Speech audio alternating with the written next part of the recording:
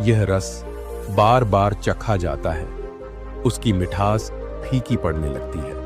फिर वह सुख जो एक समय में स्वर्ग लगता था, अब वह एक आदत बन जाता है और अंततः एक बोझ। यह बोझ दिखाई तो नहीं देता, पर धीरे धीरे रिश्तों की मिठास को फीका कर देता है, क्योंकि वह भीतर है, मन के उस सूक्ष्म कोने में जहां आत्मा एक शून्य की तरह पुकारती है।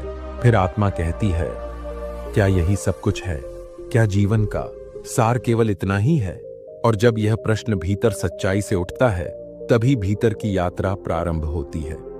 विरक्ति का अर्थ है, जो भोगा है उसकी सीमा को पहचान लेना है।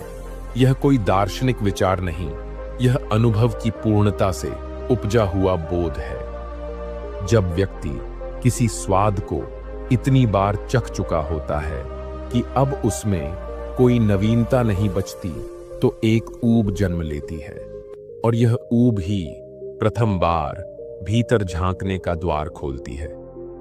संभोग, जो अब तक सुख का प्रतीक था, अब वह दोहराव बन गया है, और उसी दोहराव में आनंद की बजाय थकान महसूस होने लगती है।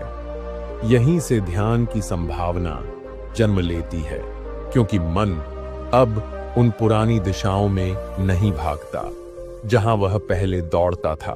अब वहां केवल प्यास बची है, एक ऐसी प्यास जो भोग से नहीं मिटती, बल्कि हर घूंट के साथ और जलती है। मनुष्य तब तक भोग की ओर आकर्षित रहता है जब तक वह मानता है कि सुख उसी में है, किंतु बार बार भोग के बाद भी जब प्यास और तीव्र होकर तड़पने लगे, तो यह स्पष्ट हो जाता है कि जो वह खोज रहा था वह भोग में नहीं, कहीं और है। यह बोध ही विरक्ति है, जो मन को बाहरी सुखों की व्यर्थता दिखाकर सच्चे सुखों की खोज की ओर ले जाती है। विरक्ति न तो त्याग है न अवसाद, विरक्ति तो बोध की पराकाष्ठा है। जब व्यक्ति जान जाता है कि मैंने जिसे सुख समझा वह तो केवल क्षणिक था, और जिस शांति की तलाश है वह स्थायी है, लेकिन वह भीतर है। जो भोग के पार गया वही ध्यान की गहराइयों में उतर सका, और जो भीतर उतर गया उसे फिर किसी भोग की आवश्यकता नहीं रही, क्योंकि तब वही भोग जिसे वह कभी तृप्ति का साधन समझता था, अब वह समाधि का द्वार बन गया है, जहां वासना नहीं